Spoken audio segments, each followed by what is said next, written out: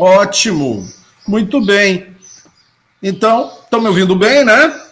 Podemos iniciar, então, a nossa aulinha de hoje. Nós vamos fazer aqui uma aulinha, vou tentar fazer uma aulinha de 30 minutos, aí a gente põe para gravar, põe para baixar, e enquanto isso a gente começa de novo, tá bom? Semana passada começamos a estudar a Constituição, e nesse estudo da Constituição, nós vimos na semana passada que há várias concepções sobre a Constituição. E também trabalhamos as ideias deixei para vocês se virarem, na verdade, as ideias do Ferdinando Lassalle, do Karl Marx e do Hans Kelsen. São os caras que vocês vão quebrar a cabeça para responder as questões lá na sala de aula, né? Pois bem, hoje nós vamos trabalhar dentro da ideia do Hans Kelsen, a ideia de que a Constituição é como se diz, a alma do sistema jurídico, tá certo? E sempre que eu entro nesse assunto, é importante demais nós pararmos um pouquinho para pensar um pouquinho melhor sobre a questão do que é um sistema, né? Então eu vou iniciar a apresentação aqui. Meu Deus. Ótimo.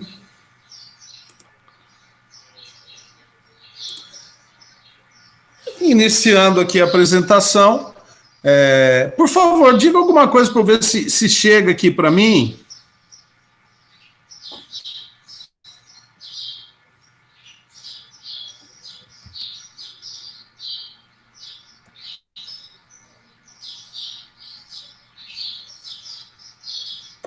Bom dia, Guilherme. Vocês estão vendo a imagem na apresentação, né? Isso. Tá. E aí, essa é a primeira ideia de sistema que eu gosto de trabalhar com vocês, quando a gente trabalha a ideia da Constituição como norma fundamental do sistema. O que é um sistema, né? Acho que já trabalhei até um pouquinho disso com o Matutino, quando nós falamos um pouquinho lá antes da pandemia, né? Um sistema não é apenas um conjunto de coisas. Você imagina, por exemplo, uma sala de aula, tá? Em que temos lá cadeira, nós temos mesa, ar-condicionado. Está conseguindo imaginar a nossa sala de aula? Pois bem, a sala de aula sem ninguém dentro, ela é só um conjunto de coisas. Cadeira, mesa e parede, porta e tudo mais. Essas coisas não interagem, né? A partir do momento em que começam a chegar os alunos e vão sentando nas suas cadeiras e vão conversando entre eles e tal, ainda nós temos não mais um conjunto só de coisas, nós temos um conjunto em que há coisas e pessoas, né? Mas mesmo assim, não existe uma reação sistêmica da sala de aula. De repente, o professor chega, e quando o professor chega, ele diz bom dia, você repara que todos começam a responder ao professor. Bom dia, professor, como é que vai? E blá, blá, blá. Não é isso? Nesse momento, há o que nós podemos chamar de deixa eu ver aqui. Ótimo. Eu não sei o que eu fiz. Deixa eu ver aqui. Aí. Mudou a imagem aí para vocês, gente? Mudou a imagem? Mudou, né? Aí tem uns corpos humanos, né? Pois bem, essa primeira aula nossa aqui vai estar atrapalhada, né? Mas não tem problema. Vamos deixar aí para o histórico do nosso curso, né? Que já tem muita história. Então, veja bem, a partir do momento em que o professor chega, fala bom dia e vamos começar a aula, já existe uma esse conjunto de coisas, repito, coisas materiais, cadeira, mesa, equipamentos diversos, pessoas, alunos e professor, já começam a interagir de maneira a que a coisa funcione como uma engrenagem, né? O professor pergunta, os alunos respondem, tá?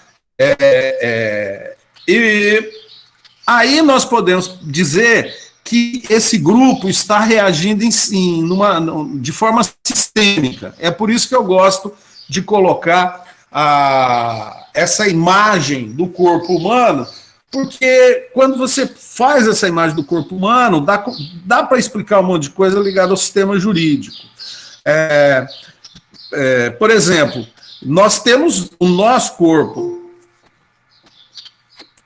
está organizado de forma sistêmica, mas por vários sistemas. Nós temos sistema ósseo, sistema muscular, sistema digestivo, nós temos o sistema nervoso, não é? Todos esses sistemas estão engrenados num grande sistema que é o nosso corpo, com certeza. Mas quando um dos sistemas do corpo falha, todo o corpo sente, sobretudo o digestivo, né? Eu costumo fazer essa brincadeira, a pessoa come alguma coisa ruim aí, que passa mal, ela fica péssima, né, no outro dia, ou passa a noite bebendo, no outro dia tá aquela ressaca horrível. Perfeito? Então, esse é um dos pontos que eu gostaria de deixar destacado aí, né? E a imagem seguinte agora é da própria célula, né? Quando a gente olha para a célula do corpo, a gente percebe que os sistemas do nosso corpo são feitos, o nosso corpo todo é feito de célula, na verdade. Então você vê, nós temos o corpo que é um grande sistema, que é a união de outros sistemas, e cada sistema, por sua vez, cada pedacinho é também um sistema. Vocês estão compreendendo isso? Alguma dúvida? Eu gostaria que vocês, sabem, não dá para acenar com a cabeça. Durante a aula presencial, você está falando, você vê o olhar do aluno, você vê as expressões. Aqui a gente fica olhando para uma bolinha na frente do computador, dá uma agonia danada para a gente, tá? Então, se vocês puderem, de vez em quando, darem algum feedback aí, isso me ajuda bastante, tá? Tá bom? Muito bem. Então, na sequência, né? Na sequência, nós temos aí como eu estava dizendo, né? A célula. A célula, ela é o microsistema que vai compor os sistemas do nosso corpo, que vai ser um grande sistema, tá certo? Dentro da célula existe um ato de governança. Quem pode me dizer o que governa uma célula? Estou aguardando aqui, hein?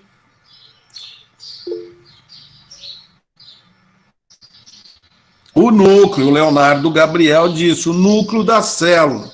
E o que tem dentro do núcleo da célula que faz com que a célula funcione dentro do sistema, sem atrapalhar o funcionamento do órgão ou do corpo? O que tem?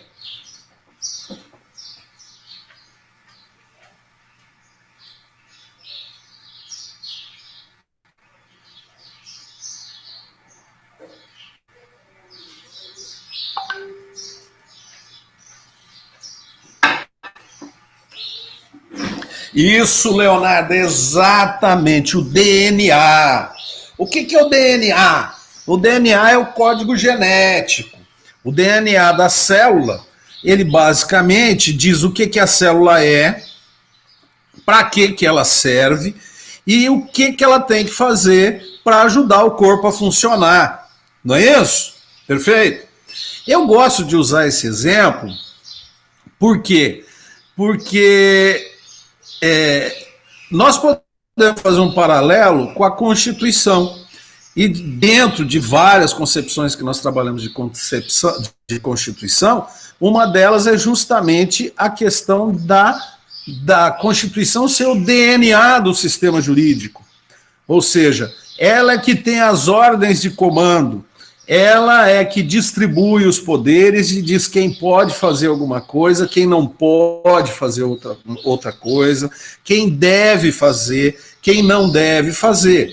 Né? Então ela é o grande DNA, ou o DNA do nosso sistema jurídico, que é imenso. Vocês estão no terceiro período, mas vocês vão, com certeza, daqui um pouco, vocês vão ver que vocês estão entrando numa roubada, porque o sistema jurídico brasileiro é terrível, e eu posso dizer por quê.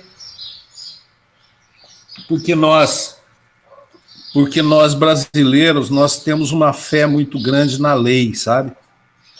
A lei... nós achamos que a lei resolve as coisas. Um exemplo que eu sempre dou, né? Atropela uma criança perto de uma determinada rua. A primeira coisa que eles fazem, que normalmente se faz, é o quê? É na Câmara de Vereadores aprovarem uma medida para colocar uma lombada lá na rua, que é uma medida legal, né? Como se isso fosse... evitar novos atropelamentos. Isso é um exemplo simples para mostrar que nós brasileiros temos regras demais, mas cumprimos as regras de menos, porque nós acreditamos que a lei é só para os outros e não é para nós, né? Mas isso aí, vocês têm aí o resto do curso aí para conhecer um bom pedaço desse sistema jurídico, mas o importante agora, no momento, é você entender que a Constituição é o DNA do sistema jurídico. Tá? É ela que diz o que cada célula, cada órgão do sistema jurídico deve fazer. E o que é muito interessante, e é por isso que eu uso o exemplo da célula, vocês estão me acompanhando, gente? Pelo amor de Deus, bota aí um ok, qualquer coisa, vocês não sabem a agonia que é você ficar falando isso. Muito obrigado, tá?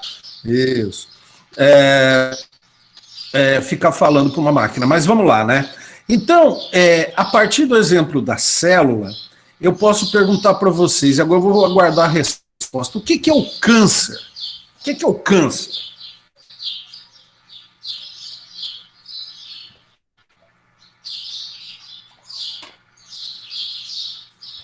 Alguém já andou estudando o que é o câncer?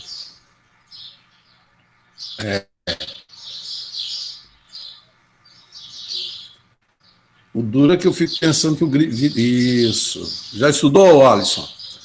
Né? Vocês, quando estudaram, que está chegando o Gustavo Cruz agora, né?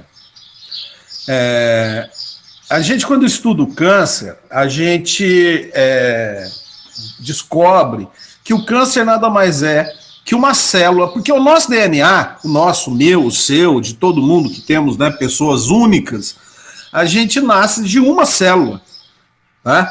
Todo mundo sabe disso, que lá no momento da concepção, os espermatozoides do seu pai, o espermatozoide do seu pai, um deles, fecundou o óvulo da sua mãe, e houve um pareamento de cromossomos, e nós todos fomos um dia uma célula. Então você está vendo isso aí, essa imagem que você está vendo aí, você foi isso aí um dia. Todo mundo foi, todo ser vivo, um dia começou com uma célula, né?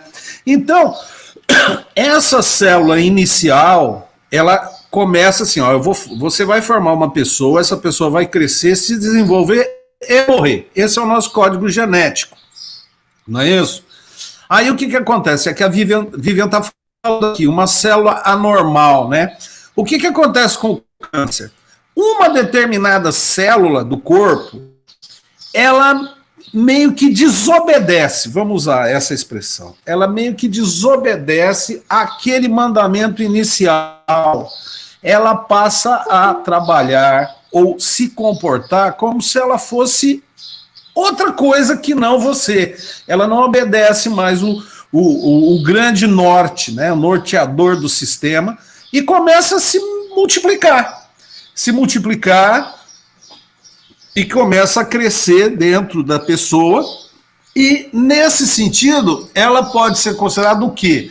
Um problema para o sistema. Aliás, não pode ser considerada, ela de fato é um grande problema para o sistema. E na maioria, imensa maioria das vezes, o que acontece? Quando uma célula começa a trabalhar de forma independente ou não obedecer às ordens do sistema central, o nosso próprio corpo vai lá e pumba, mata essa célula e expulsa, joga fora. Né? Vocês sabem que a todo momento nós estamos criando novas células e jogando fora células defeituosas. No entanto, algumas dessas células o sistema não percebe e evolui para a doença câncer. Em outras palavras, ou fazendo uma analogia, se nós pensarmos que uma lei que contraria a Constituição flagrantemente, né, uma lei que desdiz o que a Constituição diz, ou diz o contrário da Constituição, o que ela pode ser considerada? Ela pode ser considerada como uma célula cancerígena, não é isso? E aí o que o sistema jurídico, estão acompanhando a analogia, gente? O que o sistema jurídico faz? O sistema jurídico vai expulsar essa célula cancerígena, que é aquela lei, aquele ato normativo que está contrariando a Constituição. E eu gosto de fazer essa analogia porque, veja bem, se nós não temos uma regra, um esquema de expulsão dessas células cancerígenas no sistema jurídico, o que acontece? Se nós permitimos que esse sistema jurídico exista com uma lei que vai contra o DNA central do sistema, que é a Constituição, nós corremos o risco de virar uma doença. Vocês estão entendendo onde eu quero chegar? Ou seja, faz uma lei inconstitucional, fica por isso mesmo. As pessoas começam a obrigar as pessoas a cumprir uma lei inconstitucional. Aí, de repente, aparece um outro, faz outra lei inconstitucional. Aí vem um decreto regulamentar dessa lei inconstitucional. E por aí afora, a coisa vai caminhando chega num certo determinado ponto que o corpo acaba morrendo, né? E, usando a analogia, seria basicamente o corpo acaba perecendo, por quê? Porque perdeu o norte do sistema. Entenderam isso, gente? Beleza? Entenderam mesmo? Muito bem. Então agora nós vamos para a próxima imagem, onde eu trago para vocês a nossa querida pirâmide do Hans Kelsen, né? Que vocês já devem estar cansados de conhecer essa pirâmide, né? E você vê que essa imagem que eu peguei na internet, claro, né? Eu devia citar a fonte, mas hoje não deu tempo. Essa imagem, ela mostra, vamos começar lá de baixo para cima, tá? Lá no pé da pirâmide, na base da pirâmide, tem resoluções e portarias, tá? Por quê? Porque normalmente o dia a dia das coisas que a gente tem que fazer são normas ou regras de menor hierarquia na pirâmide, né? É claro que aqui, se a gente for usar a ideia de DNA central, nós temos que ver que a pirâmide, o que determina a natureza da pirâmide é o topo e não a base, né? Mas o que eu estava dizendo é o seguinte: a base da pirâmide, normalmente, as regras do dia a dia, é feita de normas de menor hierarquia. Eu posso dar como exemplo a aula de hoje. Por que você está entrando no meeting para assistir a aula de hoje? Porque nós temos uma norma de menor hierarquia, uma resolução do Conselho Superior Acadêmico da Universidade de Gurupi, que aprovou o calendário acadêmico, junto com decisões do Conselho e do curso de Direito e da coordenação de Direito, que colocaram segunda-feira, primeiro horário matutino, é a aula de Direito Constitucional. Entenderam o que eu quero dizer a base da pirâmide está formada por normas de hierarquia inferior, né? É porque o grosso, o dia a dia, é com esses pequenos regulamentos, né? Depois, em seguida, subindo a pirâmide, nós encontramos os decretos, que são os famosos decretos regulamentares, né?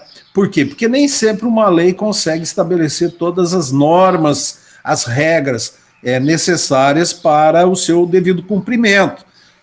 Eu costumo dar isso, obrigado, Jéssica. Todo mundo que falar um sim aqui, eu vou mandar um obrigado para eu me sentir melhor, né? Eu vou dar como exemplo, lá na área de tributário, eu dou muito exemplo porque eu gosto dessa área, né? Para vocês terem uma ideia como é que funciona. A lei do imposto de renda, ela é pequenininha, é uma lei que tem 20 e poucos artigos. A lei que cria o imposto de renda, ela fala assim, está criado o imposto de renda vai cobrar, vai incidir sobre quem tiver renda, por exemplo, de maneira bem simples, né? Só que existe uma série de detalhes que precisam ser observados. Por exemplo, pessoa física e pessoa jurídica. Como é que eu apuro o imposto de renda? A renda da pessoa física e a renda da pessoa jurídica. Tá? Dentro das pessoas físicas, você tem o assalariado e você tem o profissional liberal, o autônomo. Como é que você vai chegar na renda dessas pessoas? Você precisa o quê? Regulamentar a forma de chegar nessa renda. Como é que faz? Através de um decreto regulamentar. Só para você sentir o tamanho da coisa, a lei do imposto de renda tem 20 e poucos artigos, mas o decreto regulamentar 3.000, que regulamenta o imposto de renda, ele tem mais de 1.000 artigos. Dá para entender isso? Mais de 1.000 artigos, professor, é verdade? É verdade, tem mais de 1.000 artigos, por quê? Porque ele regulamenta imposto de renda da pessoa física profissional liberal, o assalariado, a pessoa jurídica, todos os tipos de empresa, como é que eles devem fazer. E depois, ainda, vou voltar lá na base da pirâmide, existe uma série de outras regras de hierarquia inferior que vem esclarecer outras coisas. Por exemplo, quando é que tem que entregar a declaração do imposto de renda? Esse ano, em razão da pandemia, certamente vocês ouviram falar que a Receita Federal estendeu o prazo para a entrega da declaração de renda. Não é, Jéssica? Ela está falando até junho, era até final de abril. Mas a Receita Federal pode dar uma ordem dessa natureza? Pode, através de um instrumento normativo da Receita Federal, que está amparado no Decreto Regulamentar 3.000, que está amparado na Lei Ordinária do Imposto de Renda, e estabelece um novo prazo para o imposto de renda. Entenderam isso aí, gente? Isso, estendido até julho, né? Pois bem, vamos voltando lá então na nossa pirâmide, né? Acima das leis ordinárias, vocês estão vendo, né? Leis ordinárias, medidas provisórias e tratados. Nossa, faz tempo que eu não dou aula falando, agora tá dando uma tosse, mas tudo bem. Aí nós temos as leis complementares. As leis complementares são aquelas leis que vêm complementar, né? Está no próprio nome a Constituição, e tem hierarquia superior às leis ordinárias, tá? No caso, estão me ligando, no caso do imposto de renda, tá? A lei complementar é o Código Tributário Nacional. O Código Tributário Nacional, ele vem estabelecer diretrizes gerais sobre a tributação e o orçamento, tá? E dentro do orçamento, sobre a tributação e o Código Tributário, que é lei complementar, vai dizer como a lei ordinária deve ser feita, e a lei ordinária vai ser regulamentada pelo decreto, e aí as outras regras de menor hierarquia. Subindo mais um topo da pirâmide, nós temos as emendas constitucionais, que são as alterações da Constituição, e que nós já estudamos, já passamos por isso, né? Quando falamos de causas pétreas, existe uma barreira aí constitucional, mas o processo de emenda da Constituição vocês vão estudar mais adiante. Subindo mais um topo da pirâmide, nós temos a Constituição Federal.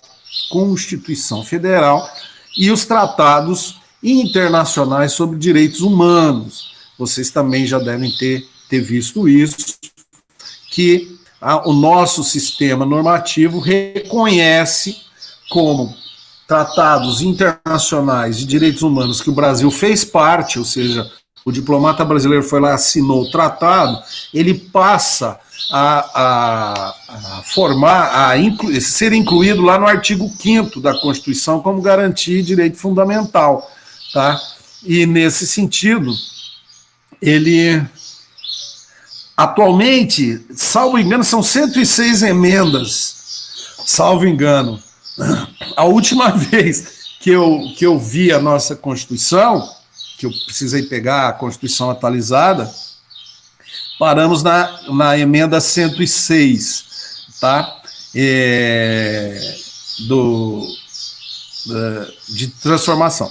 Tem muita gente, essa pergunta da Jéssica, se não me engano, essa pergunta da Jéssica, ela me dá a oportunidade de esclarecer uma coisa, já que a gente está falando de Constituição.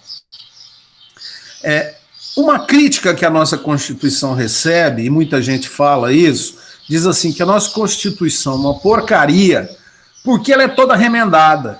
Onde já se viu a nossa Constituição? Tem mais de 100 emendas, né? Enquanto que a Constituição dos Estados Unidos é muito mais antiga e teve poucas emendas, 20 e poucas emendas até hoje. Gente, a diferença básica é o seguinte: a nossa Constituição, a Constituição brasileira de 1988, é uma Constituição que nós chamamos de analítica. O que é uma Constituição analítica? É uma Constituição que, quando foi feita, o Constituinte olhou para a sociedade brasileira e identificou uma série de problemas na sociedade brasileira e tentou resolver a sociedade brasileira. Gostaria de lembrar lá o artigo 3º, que a gente estuda tanto, né, que a gente fica o semestre todo batendo naqueles 4 primeiros artigos da Constituição. O artigo 3º diz lá, são objetivos da República Federativa do Brasil, né, transformar a sociedade para que ela seja mais justa, livre e solidária. Ora, como é que você faz isso? Você faz com o que muita gente também chama de Constituição dirigente. O que é uma Constituição dirigente? É uma Constituição que tem a pretensão de mudar a sociedade. Sacaram?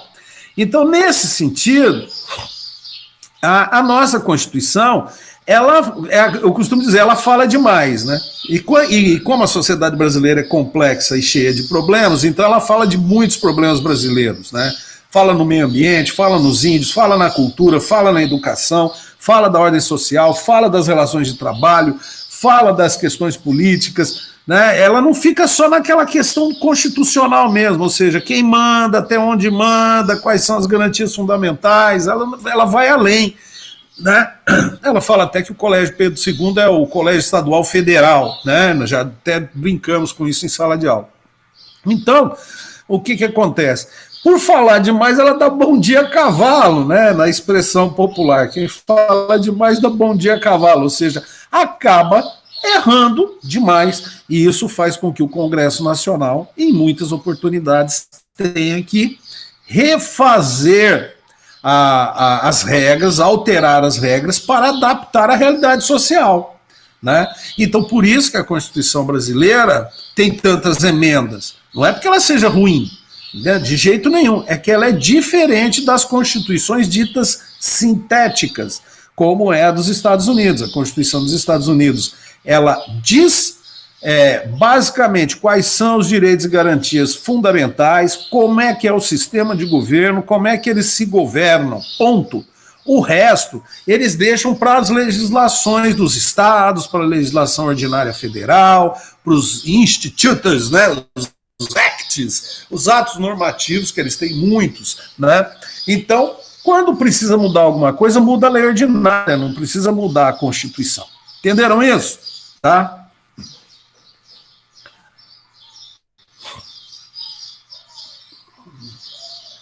A Jéssica, a Vivian, a Natasha, o Werley, Muito bem, vocês estão me acompanhando aqui, a Camila, a Ana Roberta. Tá chegando bem o áudio, né? Muito bem. Agora que eu quero colocar o esquema. Essa norma fundamental que está no topo da pirâmide aí. Que é isso, gente? Tá gostando, Guilherme? Leonardo? Isso, Guilherme Ribeiro. É legal, dá para você pôr um fone de ouvido, ficar ouvindo, né? E ainda fica gravado para você ouvir de novo, né? Vamos nessa. Agora que eu quero saber, essa norma fundamental, esse topo aí da pirâmide, que onça é essa aí? Pô, professor, o senhor passou o semestre todo, pelo menos até agora, toda vez que o senhor fazia essa pirâmide na sala, o senhor colocava a Constituição no topo. E agora apareceu esse topo da pirâmide, essa norma fundamental, essa... Que é isso, meu Deus? Né? Que é isso? Pois bem, isso é a chave da questão que vocês vão encontrar naquela história em quadrinho. Lembra que eu postei uma história em quadrinho no grupo? Hã? Leonardo, Declaração Universal de Direitos do Homem? Não, Leonardo. A Declaração Universal de Direitos Humanos está aqui, Tratados Internacionais sobre Direitos Humanos. Ela está ali, ó. O que é essa norma fundamental? Né? Essa norma fundamental, gente, eu vou deixar aberto. Por quê? Porque não é fácil explicar nesse modelo ainda que a gente está dando. Eu vou pensar uma outra maneira de explicar isso para vocês. Tem a ver com o Kelsen, sim, com a norma fundamental, Jéssica. Exatamente. Então eu vou recomendar que vocês leiam aquela história em quadrinho, tentem entender isso, que isso eu vou preparar para explicar a norma fundamental, eu vou preparar um conteúdo específico, tá bom? Beleza? Eu vou passar agora para o último slide desse horário nosso, que é esse esquema do sistema jurídico. Ciências naturais, fatos e atos humanos socialmente irrelevantes. É o primeiro que está uma faixinha verde, vocês estão vendo? Pois bem, para que vocês entendam, porque eu tive que pegar isso aqui tudo na internet, gente. Não sei se eu expliquei para vocês no início do semestre.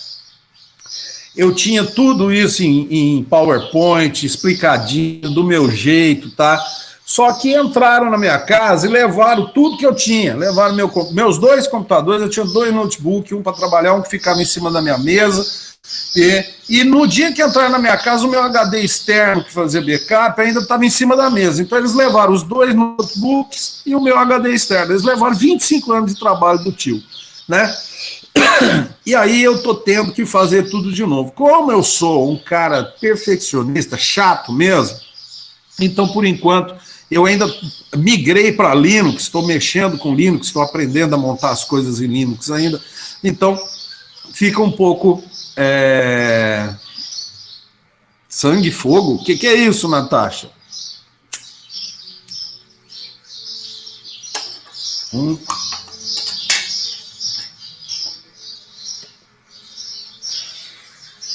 Bom, sigamos, né? Não é tão ruim, não. Serve pra gente aprender, né? E mudar também. É bom mudar sempre, né? Então, a primeira coisa que eu quero destacar nesse último slide agora, desse primeiro momento, é o seguinte. Isso que está em verde aí, ó, ciências naturais, fatos e atos humanos socialmente irrelevantes, é porque está fora do sistema jurídico, tá? Parece que é um destaque, mas na verdade é isso aqui. Tá, deixa isso para lá. Ciências naturais, explodiu um vulcão. O que isso tem a ver? Né? A maré, a luz da lua, né? E fatos e atos humanos que não têm relevância social, né? Então, o que interessa mesmo é o abaixo, onde tem o F, que você vai ver do lado direito, tá F, fato jurígeno, né? Esse fato jurígeno é um fato que interessa ao direito. Por exemplo, o vulcão explodiu, não tem interesse nenhum para a gente, mas de repente o vulcão destruiu uma estrada. Tem que fazer a estrada de novo. para fazer a estrada de novo, vai ter que ter um ato do governo, uma decisão política, vai ter que decidir como é que vai fazer, vai ter que fazer uma licitação para contratar a construtora para fazer isso. Vocês estão entendendo? Então, a partir daí, você tem o fato. Aí, repare que tem uma linha pontilhada, onde ele está aqui, ilegítimo e ilícito. Tá? Nessa linha pontilhada é a divisão dos atos ilícitos, né, que podemos dizer estão fora do direito, e por estar fora do direito, eles serão punidos pelo direito, né? Muito bem. Aí, dentro do ilegítimo, se nós analisarmos aquilo que nós falamos antes da questão da pirâmide, do sistema, da célula cancerígena, que é uma lei que contradiz a Constituição, ela pode ser considerada o quê? Ilegítima ou ilícita, né? Uma lei inconstitucional, ela é expulsa do sistema. A partir daí, voltando em cima aqui, onde tem a setinha laranja na figura, você vê que F e passa por V, né? Por V. Em cima, sinapses. Quem sabe o que é sinapse?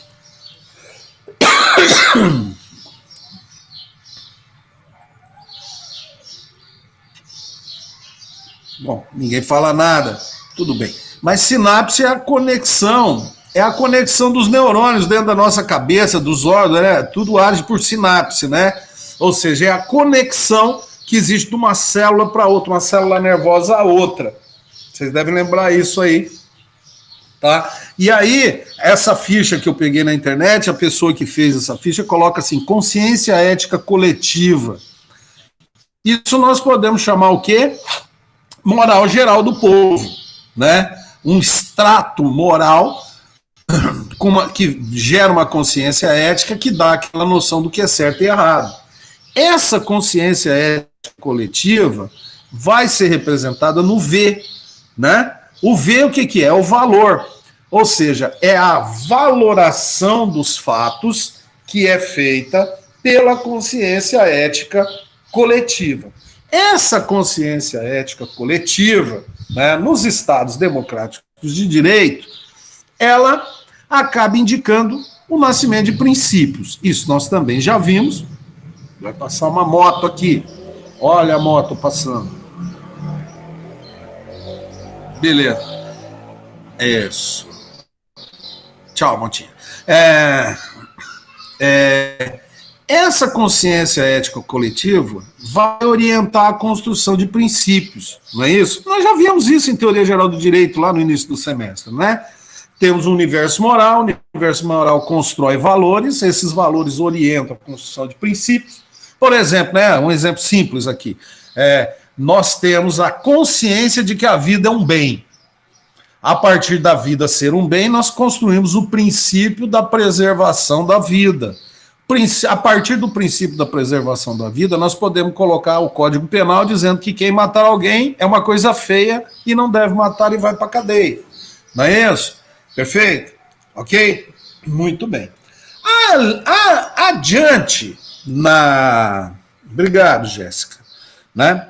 Adiante, você tem o PP. O PP é formação de políticas públicas, tá? Isso aí é um slide, claro, que é roubado de alguém, né, que serviu para mim, e significa o quê? Não é basicamente, depois vocês vão estudar as políticas públicas, inclusive nós temos mestres em gestão de políticas públicas no nosso curso de Direito, tem vários, tá? Que é um tema específico de formulação. Vanessa Ellen, está chegando agora, Vanessa. Hã? Muito bem. Que é uma questão que vocês vão estudar especificamente. Mas para os efeitos da nossa Constituição, nós podemos dizer o seguinte, olha, então eu tenho lá fato que é valorado pela nossa consciência ética. Vou pegar um exemplo do meio ambiente para ver se vocês acompanham, né, para facilitar. Então a nossa consciência ética chega na ideia de que é preciso, você não pode destruir o ecossistema, você não pode, não é são, não é de gente de cabeça boa destruir o meio ambiente onde ele está, não é isso? Poluir rios, poluir mais, derrubar matas de maneira indiscriminada e assim por diante. Isso leva aos princípios da preservação do meio ambiente, né? Muito bem. A partir do princípio da preservação do meio ambiente, você vai lá na Constituição e coloca os princípios gerais das políticas públicas ambientais. Quando nós voltarmos no segundo horário, eu vou preparar um slide para a gente continuar nesse exemplo do meio ambiente, pegando lá a parte de meio ambiente da Constituição, tá? Pois bem, a partir daí nós vamos fazer o quê? Código Florestal, Lei de Crimes Ambientais, tudo isso já está no N, tá vendo o N ali? Que é a norma, né? Ou a regra, ou mais especificamente o que nós chamamos de enunciado normativo, que é a letra preta no papel branco, né? Aí ali ele faz uma divisão entre justiça formal e material, que vocês já devem ter ouvido falar. Uma coisa é estar na lei, outra coisa é a realidade, né? É aquilo que está na lei se tornar eficaz, efetivo, né? E aí é uma diferença que muitas vezes no nosso país a justiça formal, né? A lei é muito bonita, mas a realidade é feia, né? Então aí fica mais ou menos por aí. A partir daí, você tem uma setinha que é a implementação daquela política pública, e essa implementação, voltando lá na pirâmide do nosso querido Kelsen, né? Você vê que é mais ou menos isso aí, tá? As resoluções, a base da pirâmide, são as regras de implementação das políticas públicas, os decretos regulamentares dando, né, mais concreção, né, mais ideias concretas sobre o que dizem as leis ordinárias, as leis complementares. No caso do ambiental não tem lei complementar, mas eu dei o exemplo da tributação, as emendas e a Constituição Federal. A pergunta que eu quero, que eu pretendo deixar aqui para vocês, tá? Esse bem comum, essa consciência ética coletiva, será que ela seria aquela norma fundamental lá no topo da pirâmide? Sim ou não? Essa é a questão que eu vou deixar em aberto para vocês, tá? E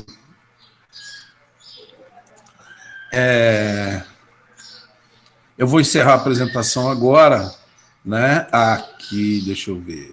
Beleza, voltou a minha cara aí, gente?